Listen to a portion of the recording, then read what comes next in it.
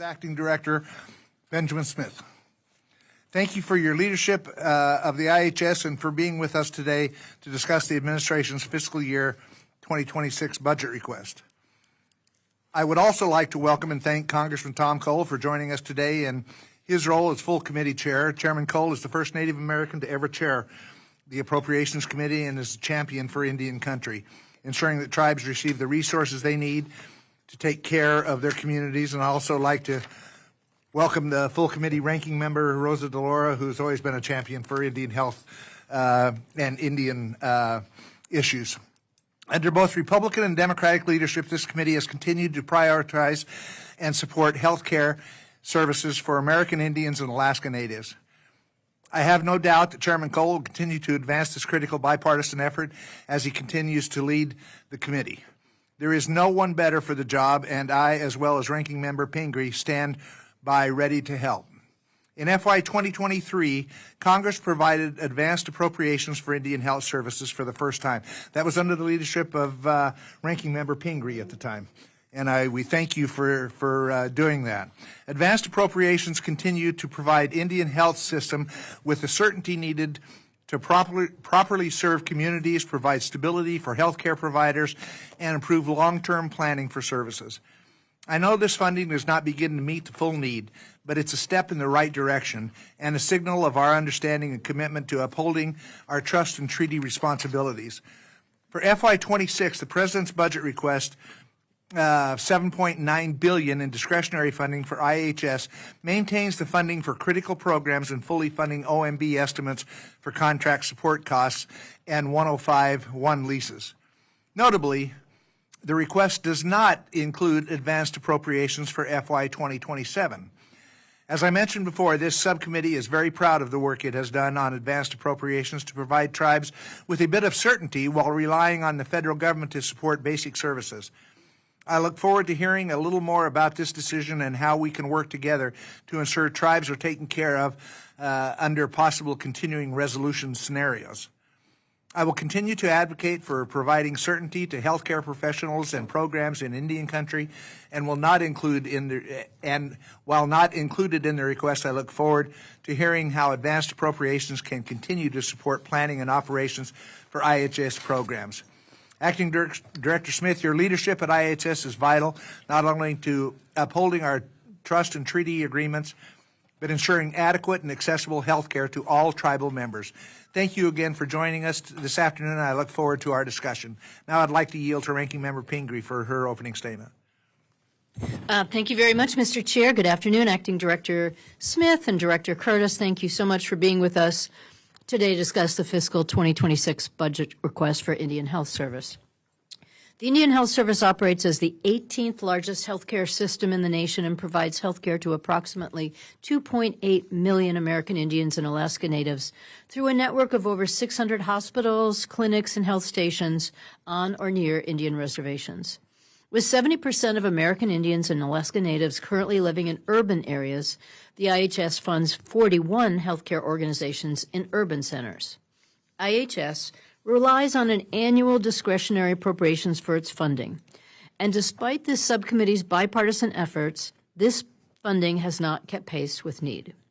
The statistics on health disparities, as you know, in Indian country are far worse than other populations in America.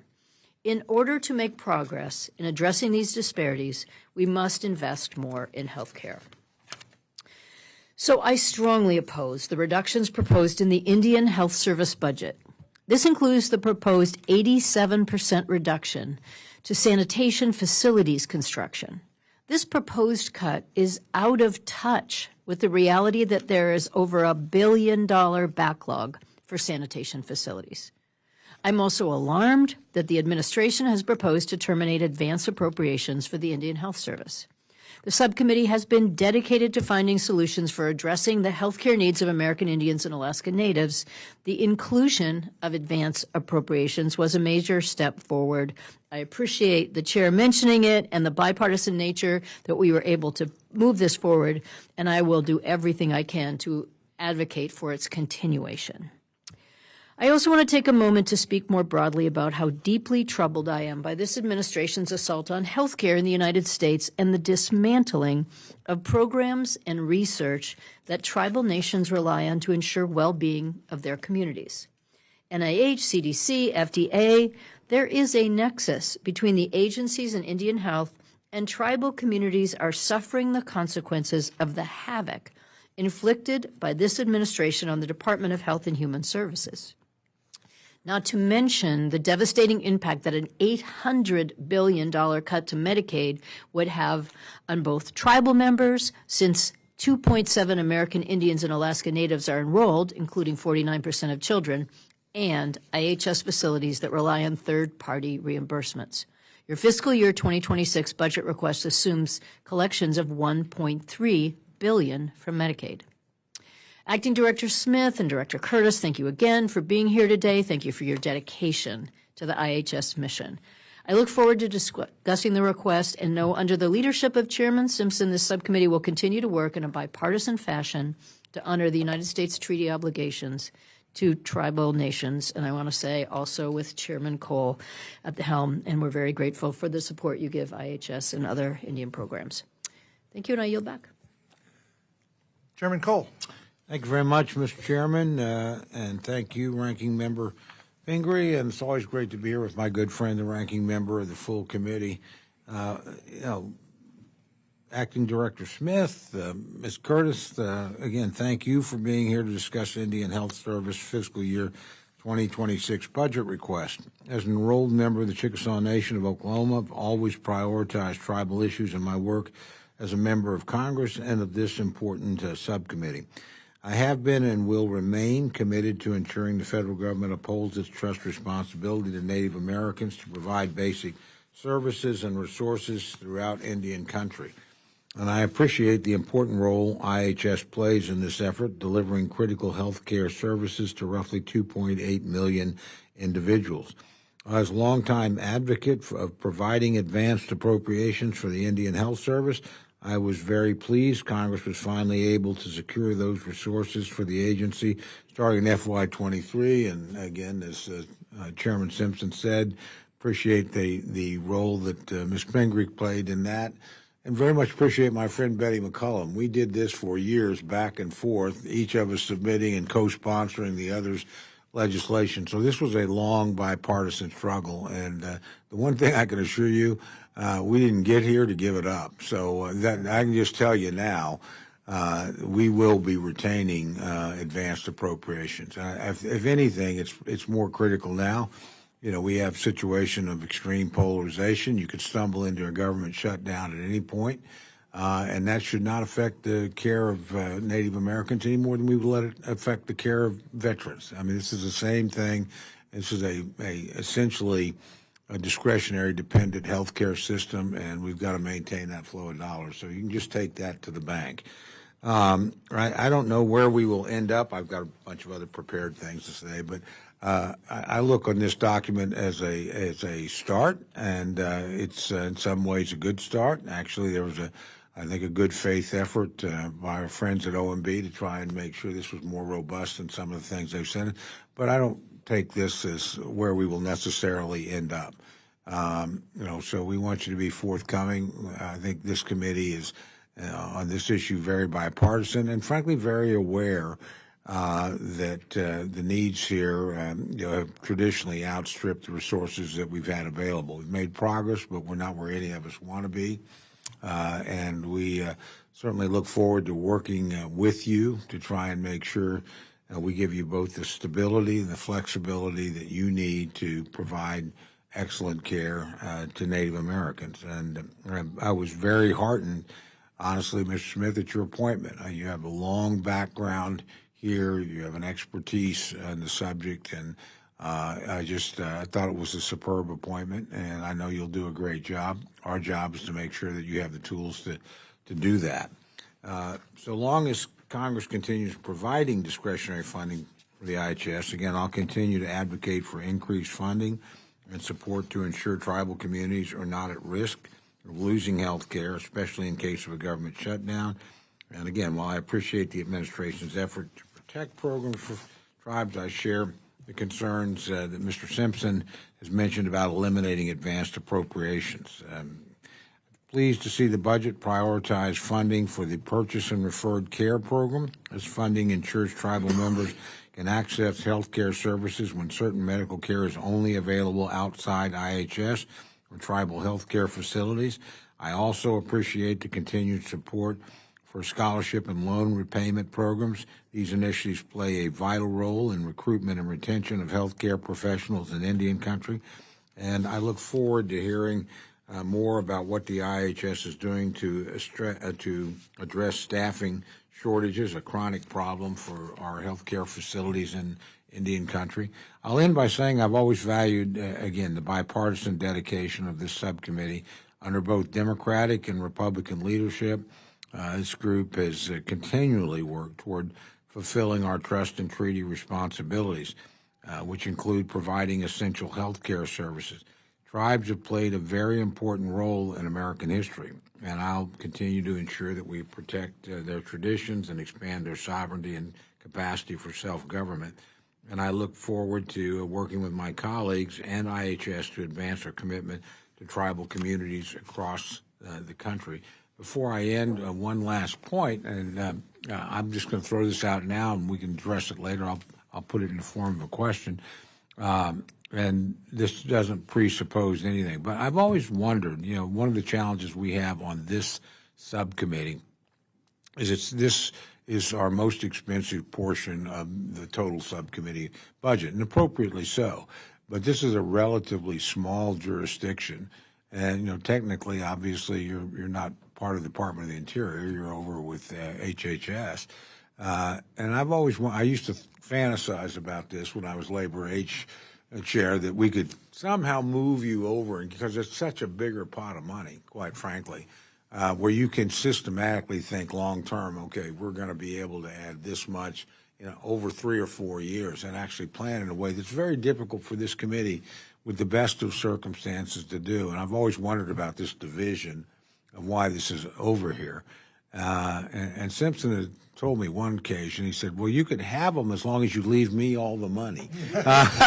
So I could spend it in other, because again, this is this particular subcommittee does have enormous range of responsibilities in a comparatively small budget. But someday, and I wouldn't ask you to go on the record or anything today, but I'd like to have that talk with you. Do we have IHS positioned in the right place in terms of jurisdictions? And, something like that, we'd have to talk to leadership and talk to the committees and talk to the Senate. So I don't know if it ever gets done.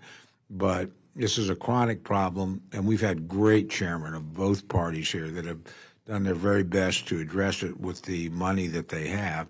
But I don't know if you'd be better off to be part of a bigger pool. There's always some pushback on that. Well, we wouldn't be as special, and we've got a committee that's much more familiar with us, which is true right now. So just think about it sometime, and we'll have a discussion offline if that makes any sense. But again, we truly are here to help in a bipartisan sense. We wish you well. We look forward to working with you. And with that, Mr. Chairman, thanks for letting me bloviate, and I'll yield back. Thank you, Chairman. We could just make it mandatory funding, but that would be another story. Anyway, thank you for those comments. Ranking Member DeLauro. Thank you very much, Mr. Chairman. I want to thank you and Ranking Member Pingree for holding this hearing. And I want to welcome the acting director and Curtis, the director of the finance here. It's where the money decisions are made. That's where we make money decisions here. And just to let me just follow up on something that the chair spoke about, and that is, all my colleagues so far, just one point is about advance funding. There are 2 areas in which we deal with advance funding. One is for veterans, and one is for IHS. And I think what I will just say clearly, the chair has said that there will be advance funding for the IHS, and I just say yes, there will be, and there will be advance funding for veterans as well, because neither group can get caught up in the, use a Yiddish word, the mishigas of the appropriations process, and what may happen. group should not be at risk because of what any of the political differences may be. I would just add one more footnote to what my colleague, and we have talked about IHS and Labor HHS, where I serve as the ranking member. I'm a little bit concerned that these days, with the pecking order on where Labor H stands in terms of its view of importance, that for the moment you may be better off where you are, and I don't know what is going to happen with Labor HHS, but I think it is something that ought to be discussed for the future. But let me just say thank you again. Thank you both for being here. Before we turn to the budget request, in my view, woefully underfunds IHS. Let me just tell you what I believe is happening now.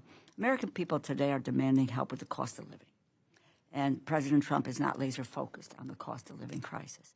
He is actually, again, in my view, making it worse. He promised to fight for workers, middle class, for working families, but instead he's put billionaires in charge of the government.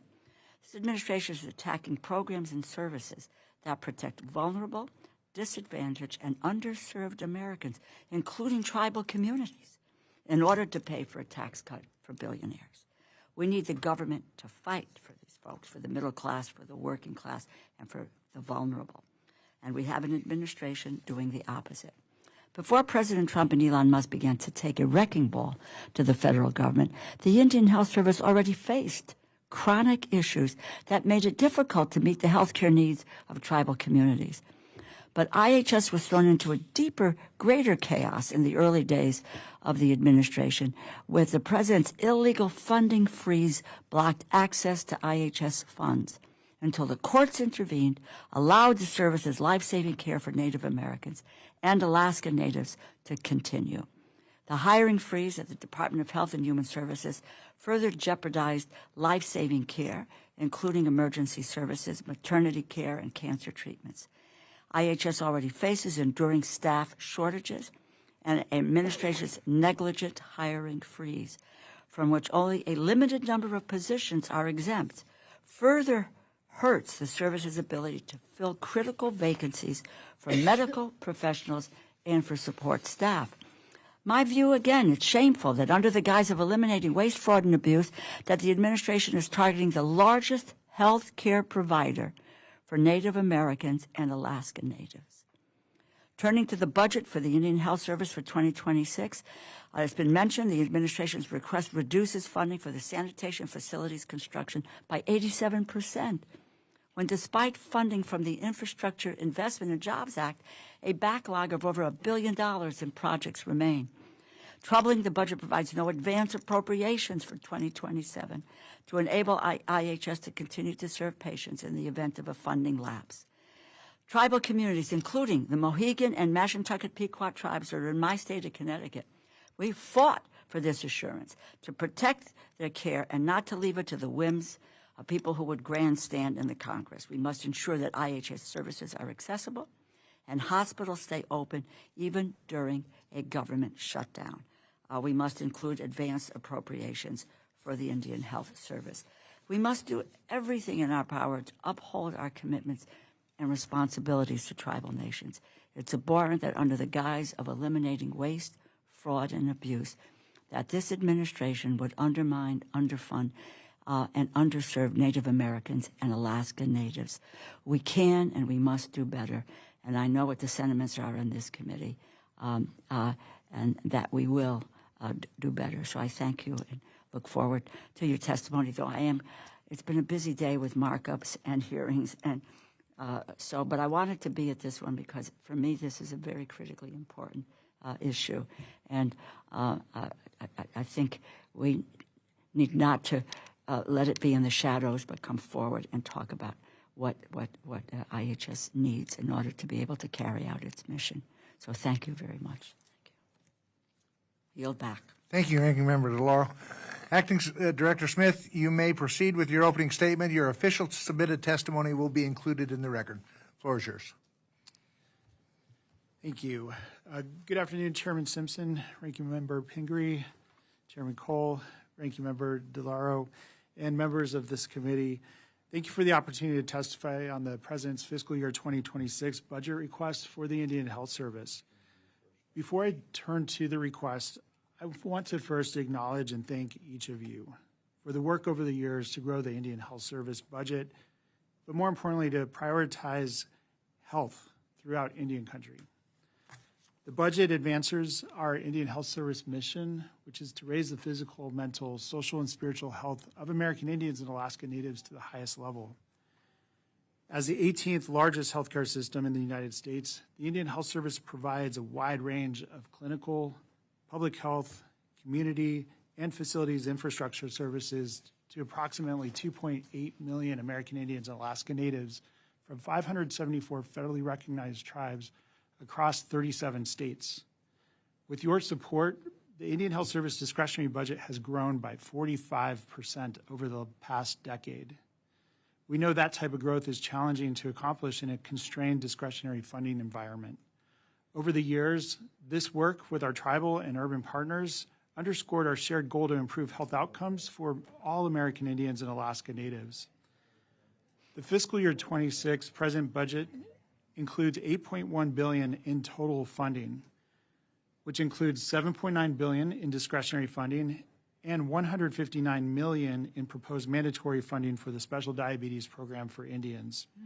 The administration prioritizes the Indian Health Service by maintaining funding for direct health care services and providing key increases to uphold the federal government's commitment to its statutory authorities and government-to-government relationship with each Indian tribe.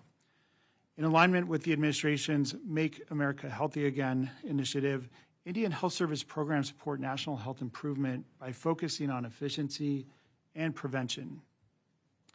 Consistent with these priorities, the budget includes $87 million to fully fund staffing and operations at 5 newly constructed or expanded joint venture facilities.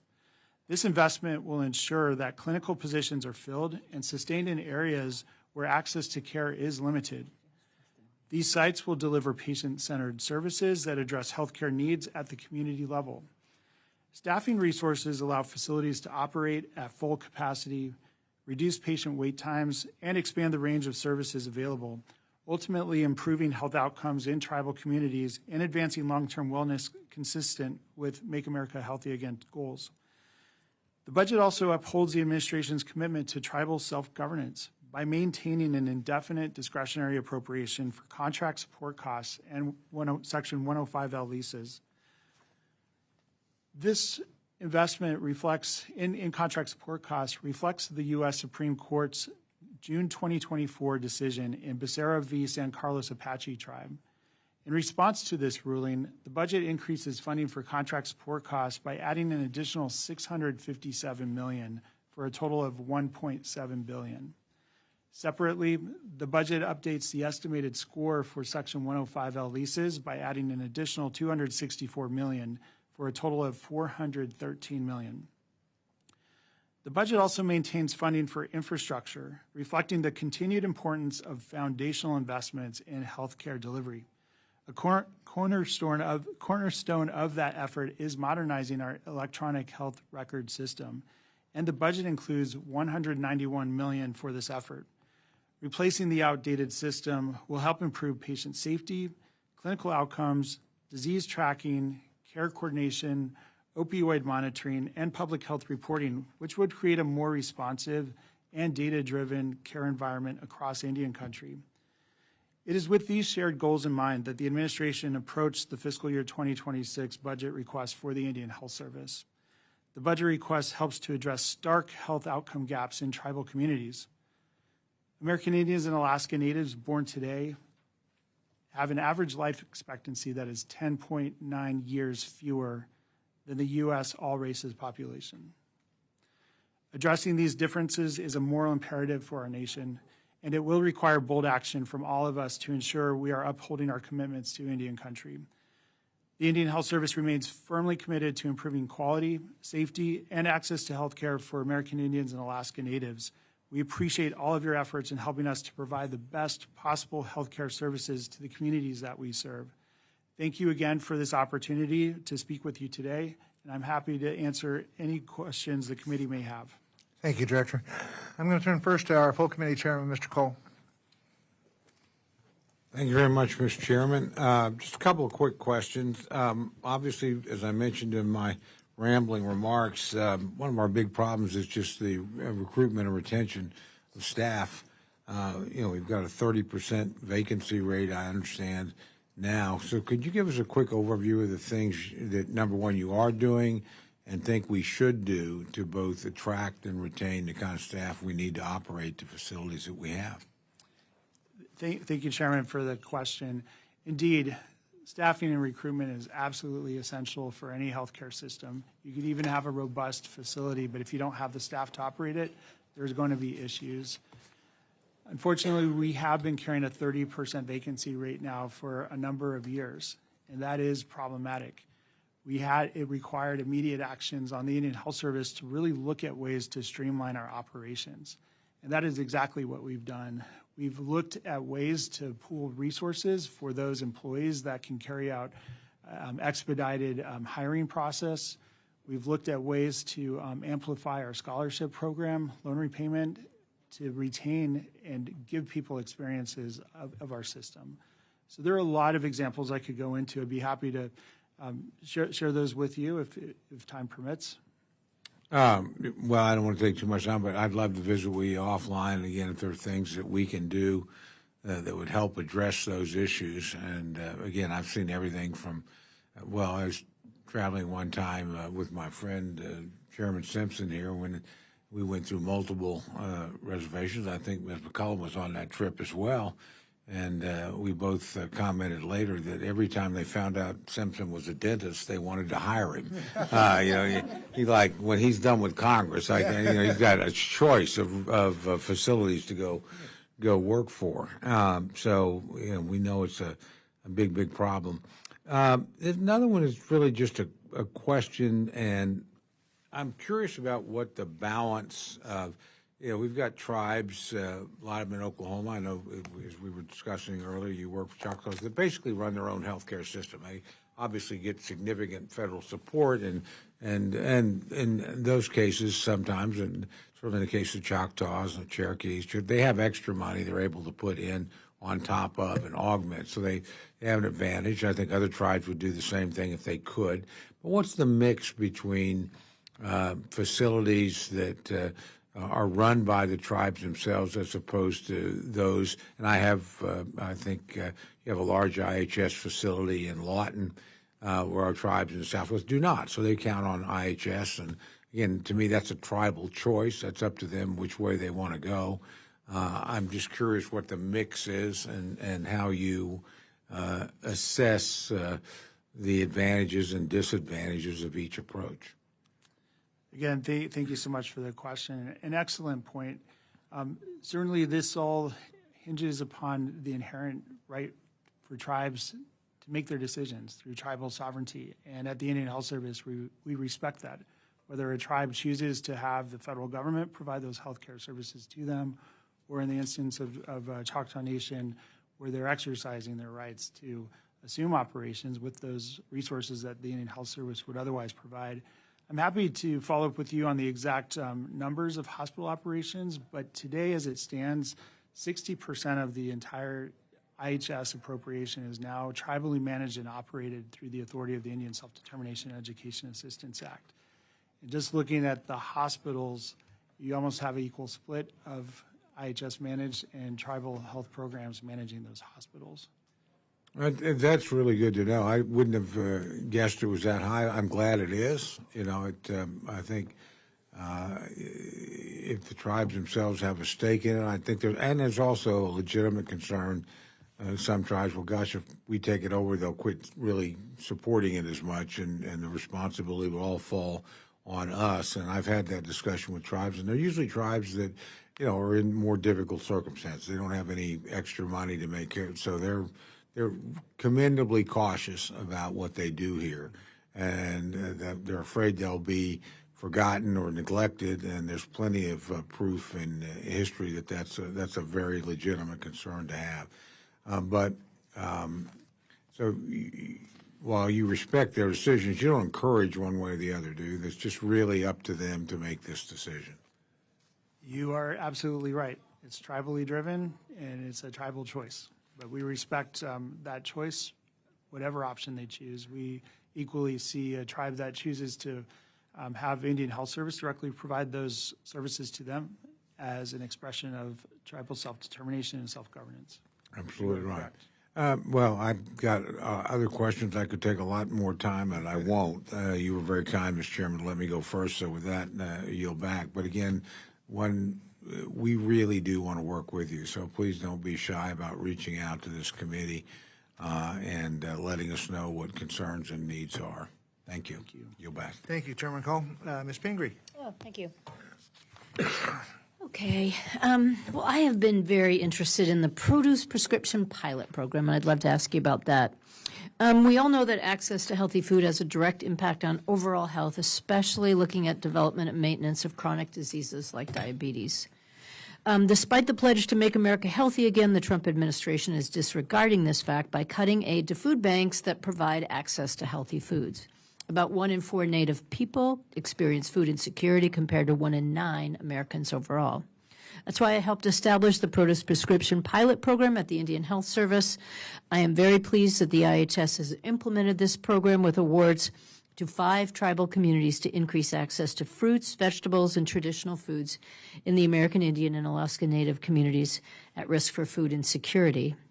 Can you tell me what amount of funding was awarded in FY 2025 for this program? Yes, thank you very much for the question, and thank you so much for your support in this program. We have seen just amazing benefits of the pilot project. That's great. In fiscal year 2025, we've awarded $2.5 million. Great. Anything else you want to say about how the program is empowering and supporting tribal communities? Absolutely. Well, many may not know this, but food is very sacred to tribal communities, and it aligns perfectly with the Indian Health Service mission in the 4 components of physical, mental, social, and spiritual health. It is really affording everybody an opportunity to revisit the benefits of indigenous foods and get into topics of food sovereignty. We are very pleased that Secretary Kennedy himself, as one of his first stops in Make America Healthy Again tour, visited an urban Indian organization site in Mesa, Arizona, to experience firsthand the benefits of these foods within the Indian health system. We look forward to showcasing that more. That's great. If we were able to provide additional funding in 2026, how many additional communities do you think could participate? Thank you for the question. I don't want to guesstimate, but what I would say is there's a lot of interest, and if additional funds come in, believe me, we will be ready to expand the program. Great, thank you. If I may, another question? All right. This isn't as fun or interesting, but I want to talk about electronic health records. The FY26 budget requests $191 million for electronic health record system, equal to the 25 enacted level. So right now, the Indian Health Service has a vacancy rate of 30%, and staff being recruited in the pipeline to fill critical EHR positions were lost when this administration imposed a hiring freeze. You provided a list of position series exempt from the hiring freeze, which does not appear to include positions needed for the EHR effort. What's the current status of vacant positions for this program, and how will IHS be able to advance this effort with these vacancies? Thank you for the question. Just to clarify, these are specific to EHR vacancies? Yeah. Yes. So currently, we're running approximately about 50 vacancies, right in that ballpark. We can certainly circle back and get you an exact number. But this is our largest investment in Indian Health Services right now, and looking forward to working with you. Is the IHS still on schedule for a June 2026 rollout of the EHR pilot at the Lawton Service Unit and its 2 remote clinics in the IHS Oklahoma City area? And how will this pilot allow IHS to identify and address issues, minimize facility disruptions, and improve patient care and healthcare operations in future deployment efforts? Thank you. Yes, I'm happy to say yes. We are on target for this pilot, and it is really going to be the first opportunity to stretch, test, try to break the system. You have it. The sites that's been selected has a range of direct patient care, community health linked to a school system. So we're very excited about what we're going to learn through this initial pilot site. That's great. Having served myself on Milcon VA and knowing how complicated this is, I'm curious about whether the IHS has been talking with Veterans Affairs to understand the challenges they've experienced in developing and to ensure that two separate systems will be interoperable. Thank you again for the question. Short answer is yes. We actually meet very often with our colleagues at VA. We have a memorandum of understanding with them. It gives us opportunities to check in at the top leadership level. And we are able to share stories, which has really benefited us as we're getting into the building phase of this EHR multi-year investment. Last question about this important innovation that you're working on. What amount of funding is required in FY26 to maintain the operation of the current resource and patient management system? When will the current VA Vista system, which is the backbone of the RPMS, stop operating? Well, as I shared earlier, we have $191 million that's proposed in the president's budget to continue operations moving forward. I will need to circle back on the exact dates of Vista exiting the system, because as you know, that database contains a lot of information, and we are currently using it with our current system. Great. Thank you, Mr. Chair. I yield back. Thank you. Let me follow up a couple questions that our chairman asked. I continually hear from tribes about direct appropriations, in fact, getting rid of IHS. Their feeling is that too much comes off the top and they would get more if we direct appropriated. Of course, there are tribes who don't feel that because they don't have the, I don't know if the word sophistication is the right thing, but they are more advanced in being able to do that. Smaller tribes have a problem with that. How much overhead do you have? By overhead, if I could just ask a clarifying question about overhead, would you? How much of the total appropriation that goes to Indian Health Services comes off of the top to fund IHS? Oh, I see what you, okay. Yes, so within our budget structure, because we do have a legal obligation and the Indian Self-Determination Education Assistance Act, our entire budget is mapped out with tribal shares.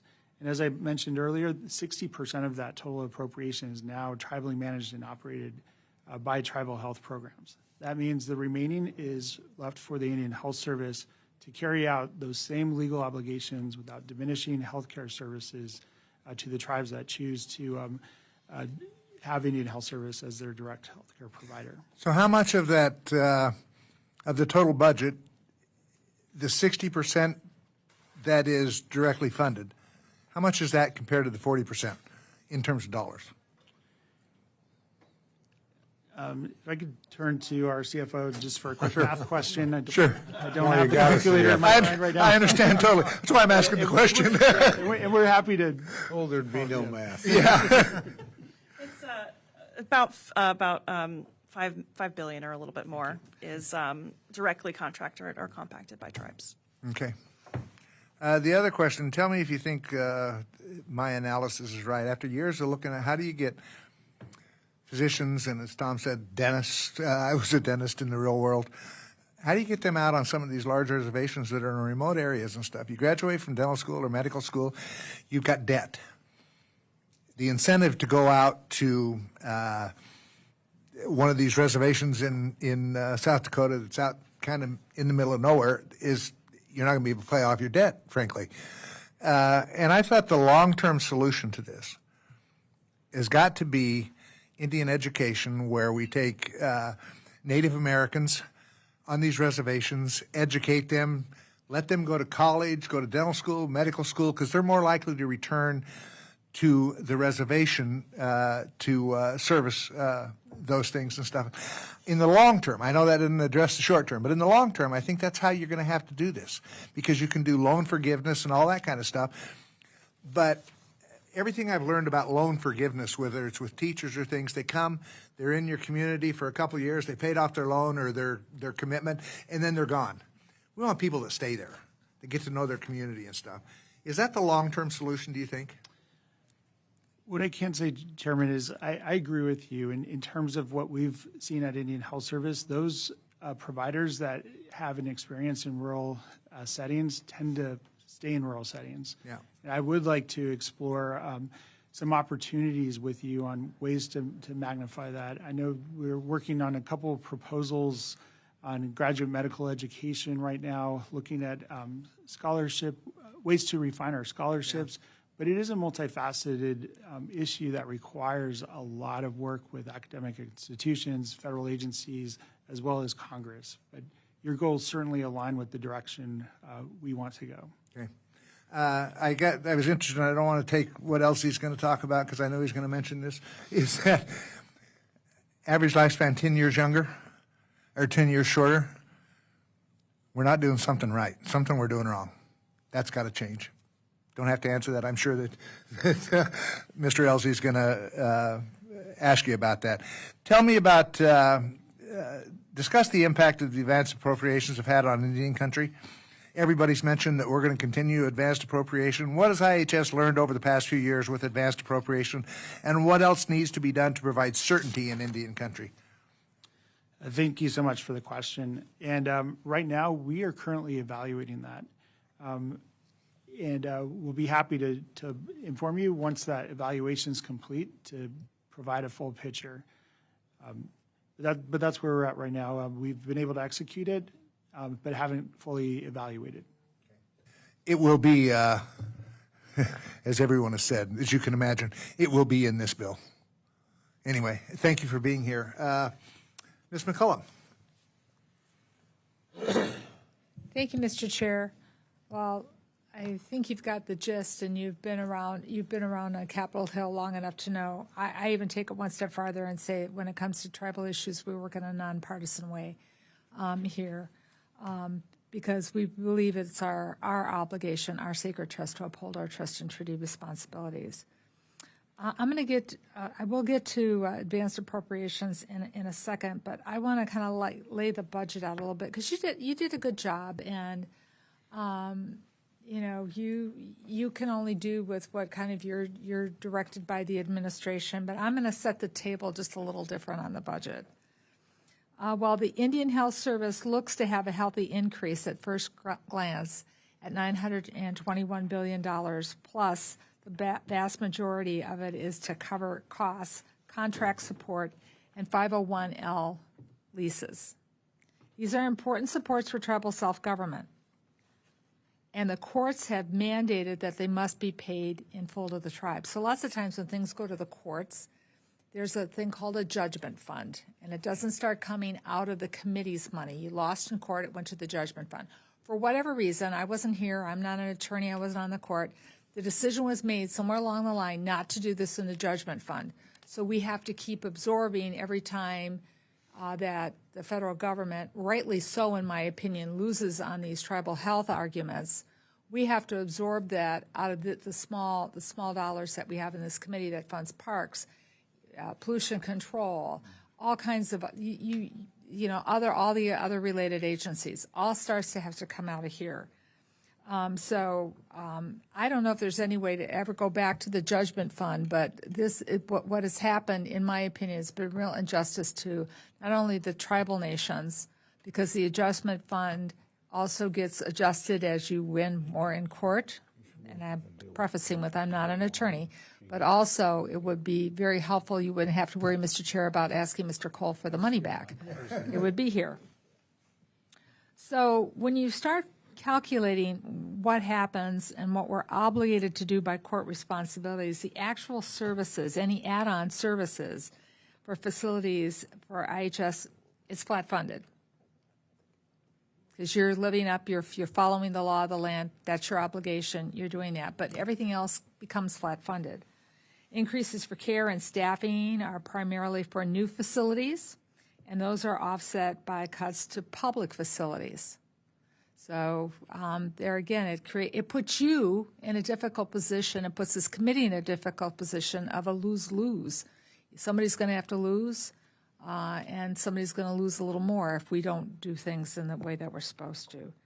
And so I'm going to just be very bold and just say, we got to figure out something different, because flat funding for Indian Health Services is what this budget kind of is at the end of the game, which is not your fault. But it's just it just has to be unacceptable. We have to meet the needs of the Native Americans and the Native Alaskans we're charged to serve with. And if we don't do something about that, it's going to continue the lower life expectancy that you were talking about. We're going to see continued greater illnesses disproportionately, and we're going to continue to see barriers to access to care. So we want to be partners with you on this, but we have to figure out how to be better partners to the tribal communities. So we have our work cut out for us. So I'm going to just, make my point on advanced appropriations. And Mr. Chair and the full committee chair, I'm going to choose my words carefully on this, but this is just how I feel in my heart. And I'm not going to put you on the spot. This is a rhetorical question. So I wonder, I'm not asking, I wonder if the Trump administration didn't think it was important enough to continue advanced appropriations for stability in Indian country. Or is it by accident? Maybe it was just an oversight. Or were they hoping Congress would eliminate it? I think you've heard loud and clear on us. The answer is it shouldn't be an oversight. If it was a mistake. We're not going to eliminate it, and it's important to stability. When you were talking about doing a review on this, it's going to be hard to prove. It's going to be hard to prove that it's really improving Indian health, and I don't think that's the question here. The question is, it protects Indian health in a government shutdown. And that's what it's designed to do. It's designed to keep the clinics and the hospitals open. The same thing with the VA. We went through a government shutdown. We had hearings on this, and many of us were, present for them. I conducted one when I was chair of the subcommittee of literally medicines being locked. Advanced appropriations prevents that from happening. So does it add to a positive thing that you can dynamically score right now? It depends upon how you choose to dynamically score. So if you wanted to dynamically score that we don't cause death, illness, inconvenience, and hardship, advanced appropriation, I believe, wins in all those categories.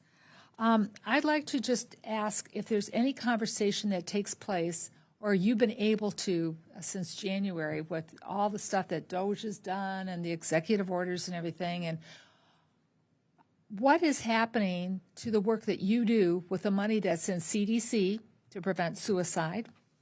What's happening in CDC with addiction support and help and counseling?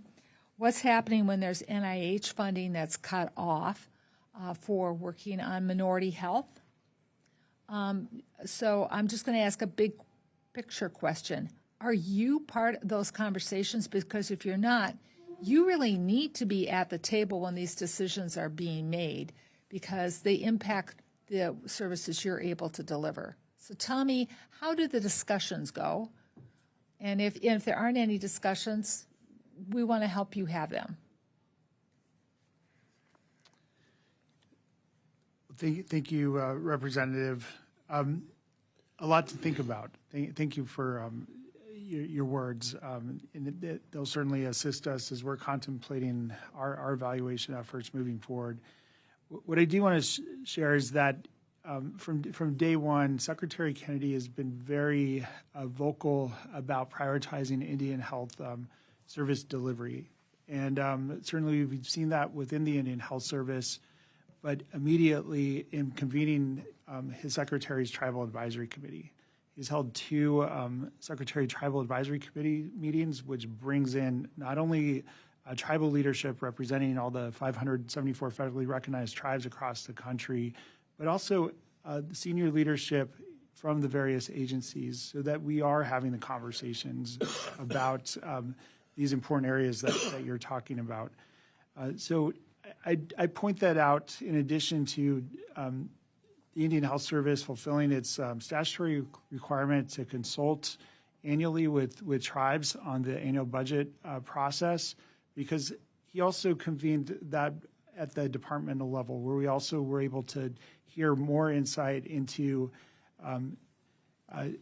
the needs in these various health domains and perhaps funding gaps or funding opportunities.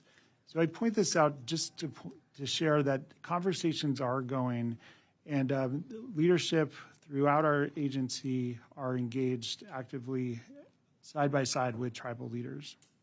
Well, I really hope so, but I hope that you're getting a cost cut so you can see what happened in CDC. Yesterday we voted on a bill, and I voted for it. I had misgivings of voting for it, and I'll tell you why.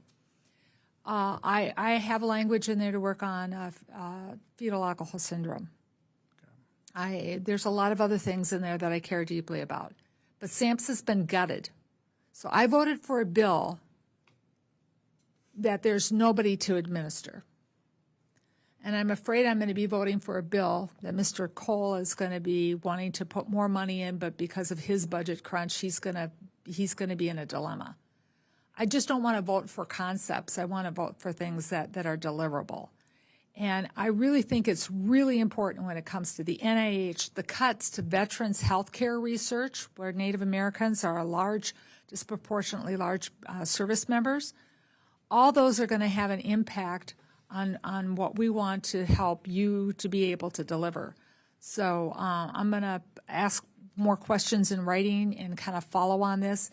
And sometimes if we don't look at everything that's happening, we can think we're moving forward in a really good way, but then we turn around, and I don't want to turn around 2 years later and say, oh, this program has decimated what we had been moving forward in Indian country. Thank you, Mr. Chair, and thank you. And I know you're acting, but you're acting really good in this position. I'm so glad you're here. Thank you. Mr. Zinke. Thank you, Mr. Chairman. Just a very brief and ugly history about IHS for the Blackfeet Nation.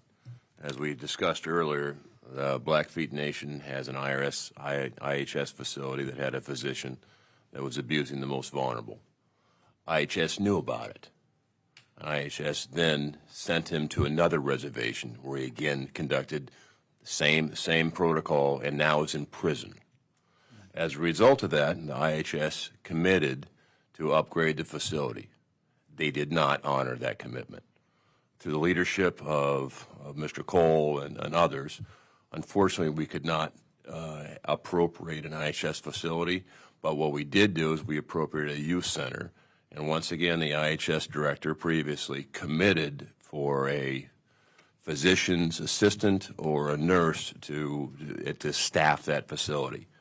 I just ask you, do you still honor that commitment to staff once that facility is completed, which their construction has been funded? They're under the construction process. Do I have your commitment to honor that obligation to staff it with either a physician's assistant or a nurse? Thank you for that background. And yes, you do. You have our commitment. Thank you. Let's turn a little to drugs. What percentage, just roughly, on IHS facilities as patients who you come in are related to opioids, drug abuse, and that certain area? I thank you for the questions. I do not have the exact statistics with me on hand, but I'm certainly happy to follow up with you. But Do you think it's a problem? Drugs on the reservation? we know this is a problem. Not only drugs, but even alcohol. All forms of substance abuse. This is a huge priority for the agency that we've been targeting for several years. And no doubt it costs the IHS a lot of money to provide help and assistance for opioid abuse and drugs. Absolutely. Well, you know, during the last administration, Trump administration, we put a task force together for opioids as a multi-agency in coordination with the Indian tribes. And that task force went after the suppliers of those drugs. It was an effective program. I think they did over 60 raids. I don't know the statistics, but it was a lot. And I was disappointed to see the Biden administration, particularly Secretary Holland, in that program. So if we're going to get serious about drugs and opioids, I would also recommend that we fund and look at redoing that task force because it was an effective program. But again, I was especially disappointed the last administration ended what I thought was an effective program. That, look, the drugs on the reservations are rampant, and without going after the suppliers, they continue to be rampant. With that, I yield, Mr. Chairman. Thank you. Mr. Elsey. Thank you, Mr. Chairman. Thank you, Director. Thank you for being here. The life expectancy issue as an observer, no tribes in my district just south of Dallas, but it's horrifying to know that there's 10-year less life expectancy. But as you think about, we know why. If you're on a reservation, there's no adequate food. You live in a food desert. There's not adequate jobs, so there's hopelessness. If you are a woman in a tribe, you are 2.5 times more likely to be raped than any other group in the country of females. 1 in 3 Indian women is raped. So then you're dealing with that. Then you ask for 911, and there's nobody there. Nobody shows up. And then you go to the clinic.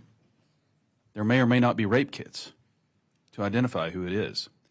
Life expectancy depends on hope and opportunity and jobs and good food. Otherwise, you're going to be unhealthy. And then what we end up doing is having to spend more money on IHS to treat the problems that we know already exist. So let me start with a question about rape kits. We've heard about this from time to time when the tribes come to town and testify. There's not enough rape kits when these crimes occur. Are you adequately funded and adequately resourced for rape kits in IHS?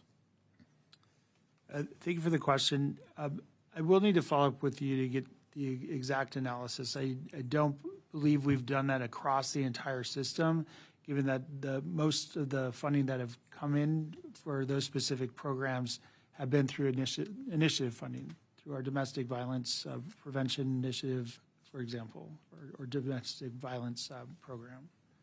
Okay. Well, the rape kit issue is part and parcel of the law enforcement issue, which is not in your purview, but we know that is a crisis in Indian country too. But back to my wife always tells me your good health begins in the gut.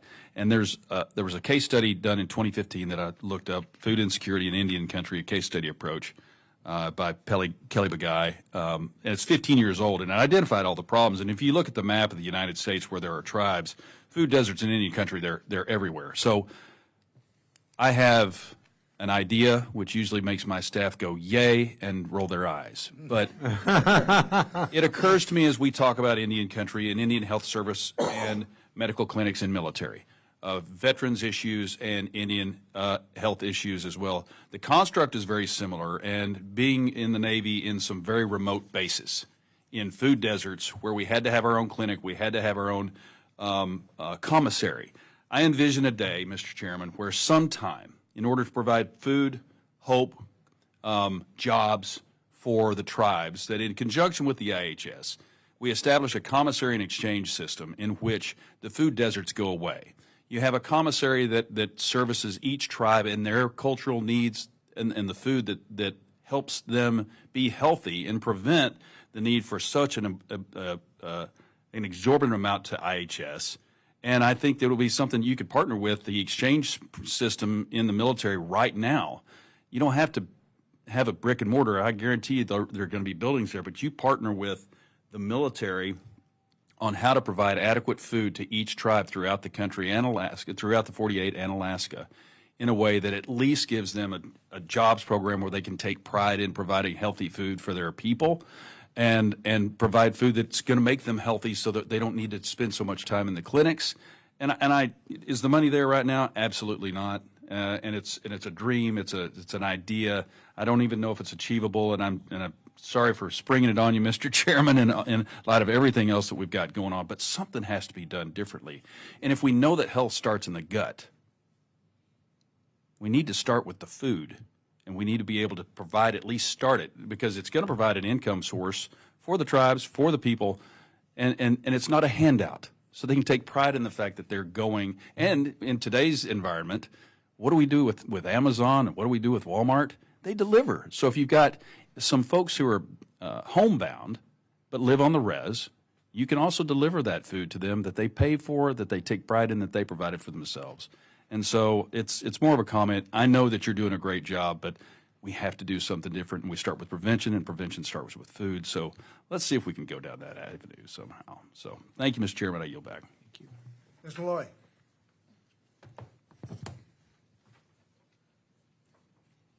It's hard to see the light from here. Couldn't tell if it was on or not. That wasn't a deliberate dramatic pause. Thank you, Mr. Chairman. Thank you for being here. I am also on the Natural Resources Committee, so I kind of have overlapping interests when it comes to Native issues. And I was in Oklahoma a couple of months ago with Mr. Elsie for a field hearing on tribal issues, and mostly it was about self-determination, but we heard a lot about the health care that tribes are doing for themselves and how successful it is. And so I was excited to hear you say that 60% of tribal health care is done that way. It was obvious talking to tribal members how proud they are of the services that they're providing for their own people. That's not a question, just a comment. I was glad to hear that. But because of my overlapping interests, I want to talk about purchased referred care programs, or PRC programs. So one of the things that we've worked on in Natural Resources is, the tribal members have limited access to these PRC programs because of the 12-step approval process, and then IHS's service units sometimes make them hard to access because they exhaust their annual pool of money or they save it for the most serious health concerns. And back in December, IHS provided testimony to the Natural Resources Committee, saying a 25% reduction in overall pended PRC claims, the ones that have been submitted but haven't been completed, and a 43% reduction in pended claims awaiting a vendor response. And so I just want to know if you've got an update on that.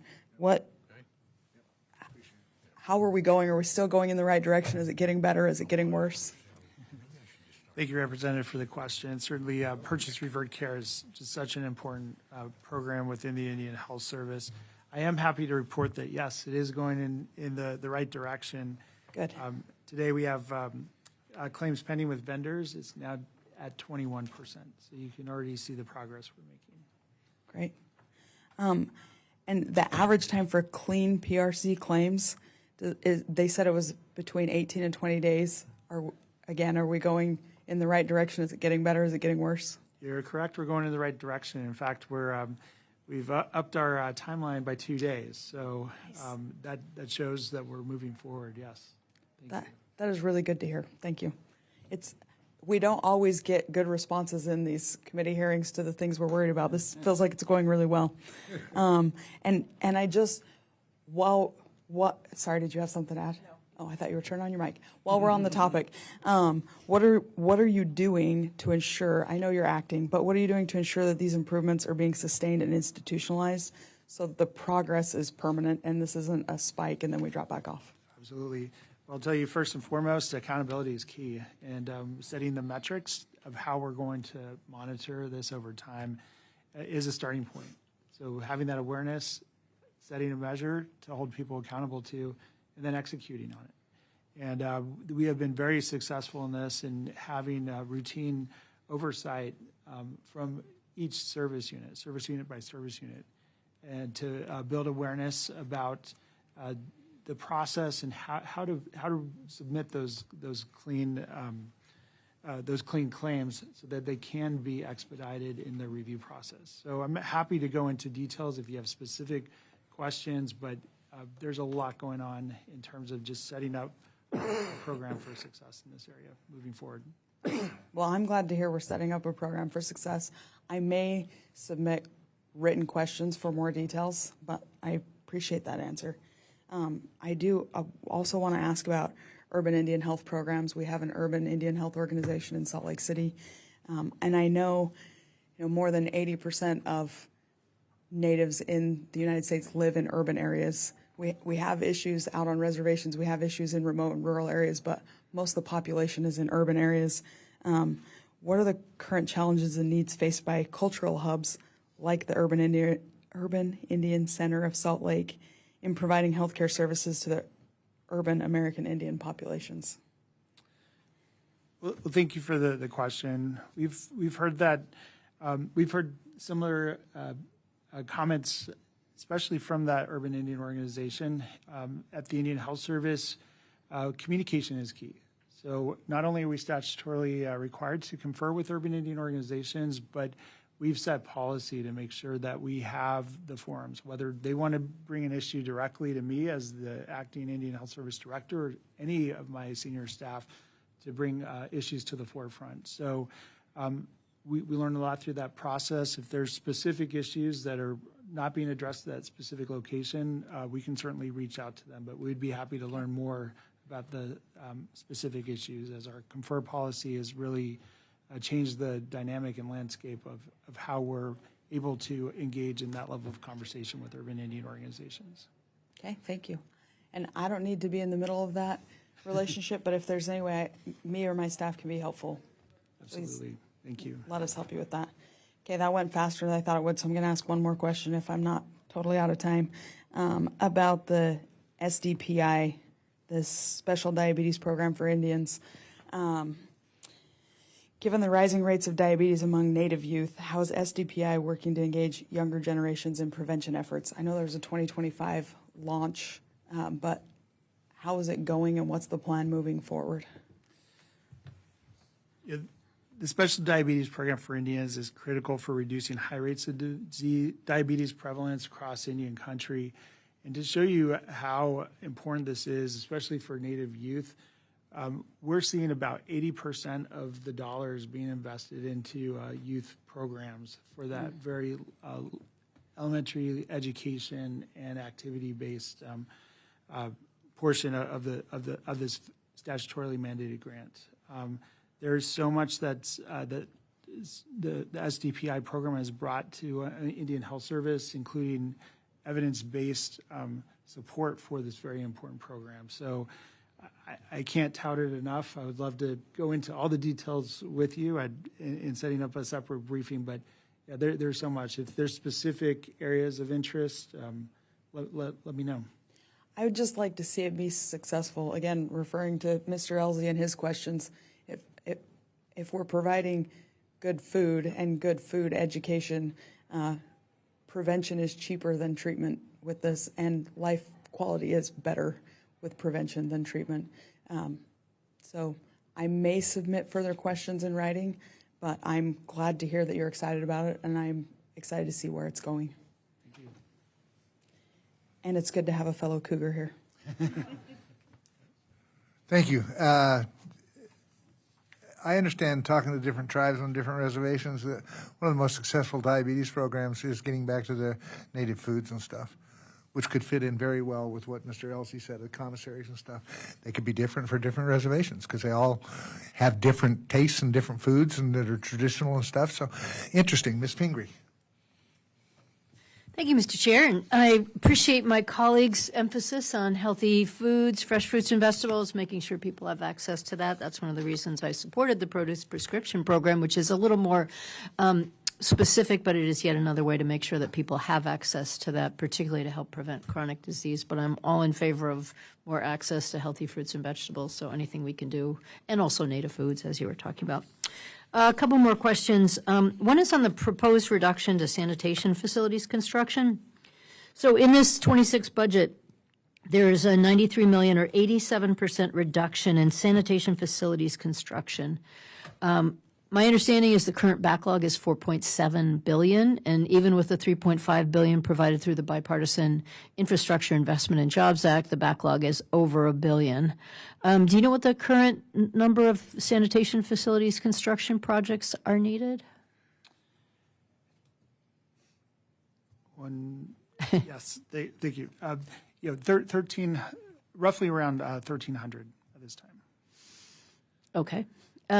So, I mean, it's a big word, but it's basically just making sure people have clean water and healthy sewage facilities. And so when we're talking about making sure just people have the basics of life, it's unthinkable that there are that many places where people still don't have that access. So if we were able to provide more resources, would the Indian Health Service follow congressional direction and allocate that funding to address the remaining backlog? Absolutely. We are committed to following the law. We know you create it, so yes, we will adhere to it. Great. That is music to my ears. Every time someone on the other side of the table says they're committed to following the law, given that in this particular appropriation cycle, we haven't always seen congressionally directed funding going to exactly where it needs to be. And I don't mean congressionally directed funding like earmarks. I just mean the things that appropriations does being carried out. Lastly, the committee is aware of the challenges of recruiting and retaining health professionals in the Indian Health Service, and that the IHS continues to look for ways to improve health and wellness of their staff. Strengthening graduate medical education program is one way to do this. Last year, I raised this concern because of the lack of opportunities in Maine for physicians in training to serve and learn in Wabanaki tribes' health centers. What has the Indian Health Service done to support the development of residency programs and rotations for federal, tribal, and urban sites? Specifically, have you been able to create additional training opportunities through your work with Veterans Affairs and HRSA? Thank you, Representative, for the question. This is such an important component to any recruitment for those recent medical graduates. And we have been very proactive and intentional in meeting with not only VA, but with HRSA as well as CMS, who all have current GME programs, and finding ways to leverage with them, especially when the law calls out Indian Health Service. So the Mission Act in particular is one area that we have been working alongside VA to bring those spots into our system. So this is a important area for us, and I'm happy to look into it more with you. Great. I'm glad to hear you say that. Last question. How has the uncertainty of funding and staffing from the administration's assault on healthcare created challenges in developing residency program in IHS-operated and tribally operated programs and in urban health organizations? I may defer to my CFO about this. I don't have the data in front of me. My understanding is that there aren't new barriers as a result of those activities, but we can certainly follow up if there's anything that we have to share there. Great. We will follow up with you on that. Thank you very much. Thank you. Yield back. Thank you. Just a couple comments before I ask my final question.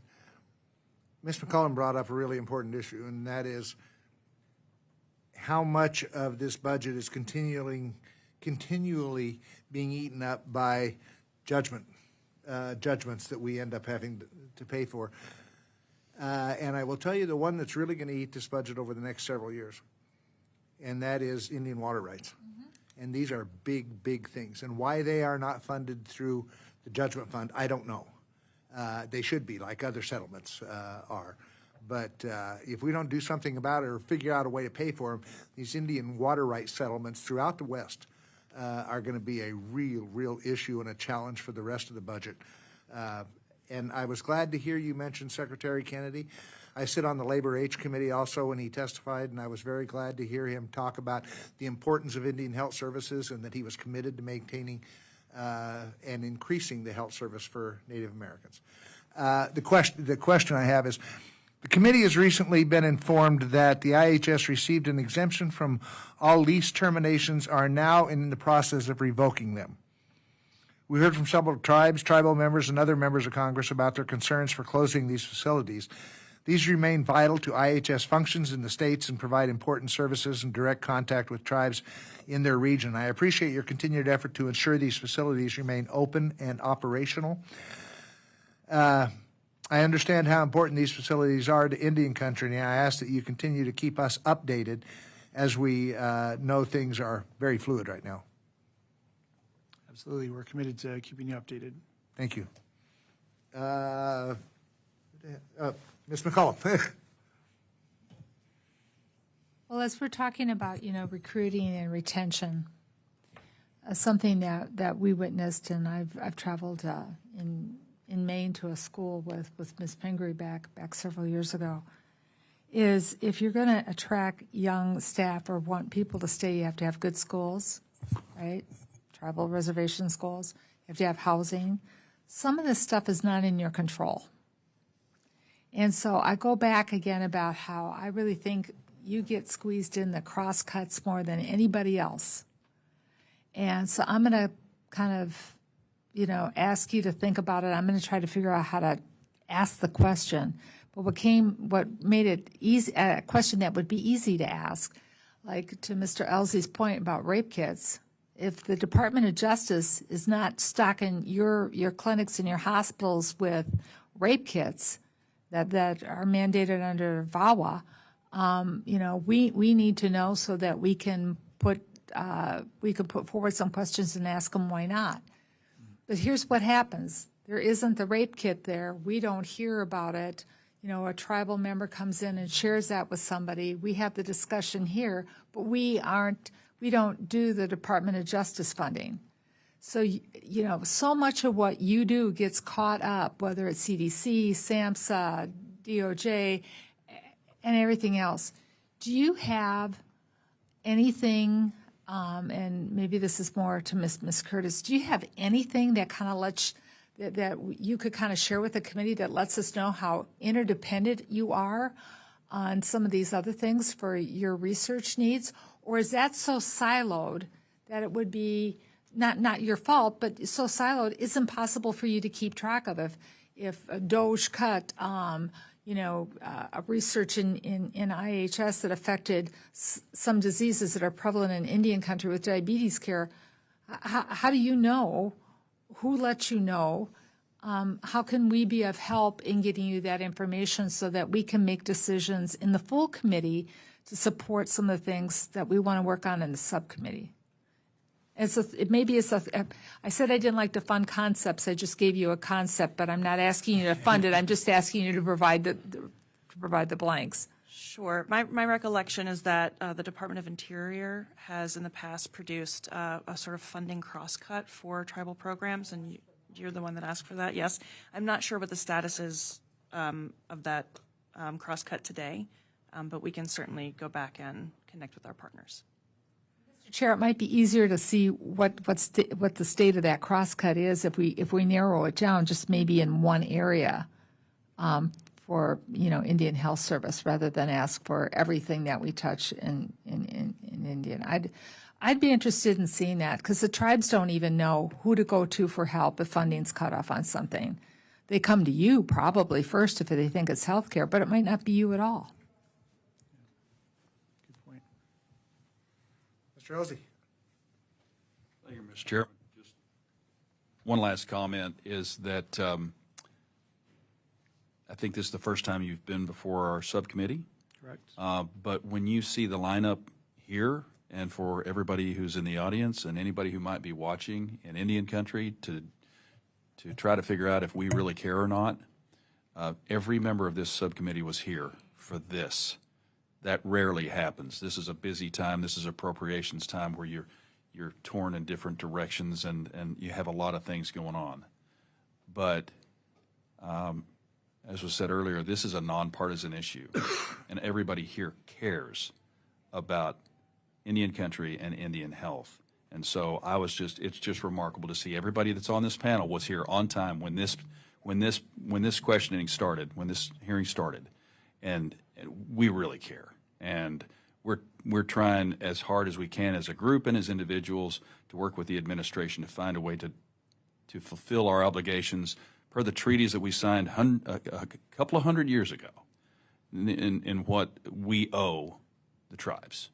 And so I just want you to know that it's a big deal when you get everybody here, and that rarely happens. And so our commitment is to continue to work every day. And this staff, and I want to point out that this staff works day and night trying to find ways for tribes that are spread across the entire United States, including Alaska. Very small group of people trying to do a very big job, and I want to thank everybody on the staff for doing it as well and helping us in that mission. So thank you for your mission and the things that you're both doing on behalf of the Indian country, and with that I yield back.